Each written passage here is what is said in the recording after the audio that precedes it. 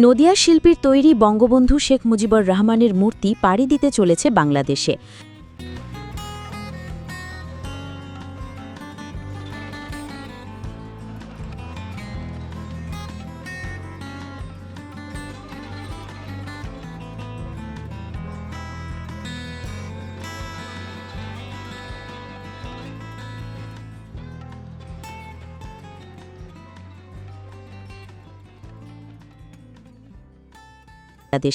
প্রায় গত এক বছর আগে বঙ্গবন্ধু মুজিবুর রহমানের প্রতি বাংলাদেশের অগ্নিগর্ভ পরিস্থিতির কথা ছড়িয়ে পড়ে গোটা বিশ্বজুড়ে।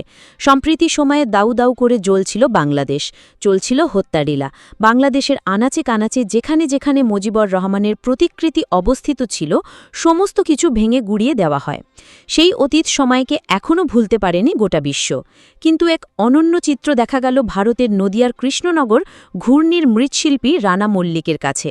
তার হাতে তিলে তিলে গড়ে উঠতে চলেছে মুজিবুর রহমানের মূর্তি। 15ই অগস্টের আগেই এই মূর্তি পৌঁছে যাবে বাংলাদেশে, এমনটাই দাবি করছেন এই মৃৎশিল্পী। শিল্পী জানান, বঙ্গবন্ধুর এক অনুগামীর জন্য বঙ্গবন্ধু শেখ মুজিবুর রহমানের মূর্তির তিনি বরাত পান। তারপর থেকেই সুদক্ষ শিল্পত্বের মধ্যে দিয়ে এই মূর্তি তিনি তৈরি করছেন। আগামী 3 থেকে 4 দিনের মধ্যে বাংলাদেশের উদ্দেশ্যে এই মূর্তি রওনা দেবে বলেও শিল্পী রানা মল্লিক জানান। শিল্পী আরও জানান, বাংলাদেশে তৎকালীন প্রধানমন্ত্রী শেখ হাসিনা নিজেও এই মূর্তি দেখেছেন এবং তার ভালো লেগেছে। কিন্তু যেই বাংলাদেশে জাতির পিতা শেখ মুজিবুর রহমানের বিরুদ্ধে যে বিদ্বেষ তৈরি হয়েছিল, সেই মুজিবুর রহমানের প্রতিকৃতি নদিয়ার কৃষ্ণনগর ঘূর্ণির মৃৎশিল্পীর হাতে তৈরি হওয়ায় বর্তমানে গর্বিত ঘূর্ণির মৃৎশিল্পীরা। যদিও বঙ্গবন্ধু মুজিবুর রহমানের মূর্তি তৈরি করতে পেরে নিজেকে গর্বিত বলে মনে করছেন মৃৎশিল্পী রানা মল্লিক।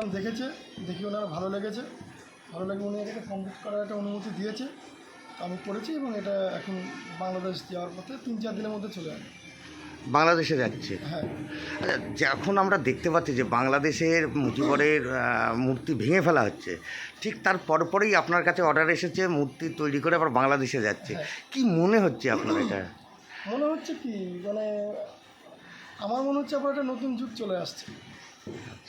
এটা তৈরির মাধ্যমে আমার মনে হচ্ছে সামনের দিনে আরও হয়তো আরও অনেক কিছু তৈরি হতে পারে।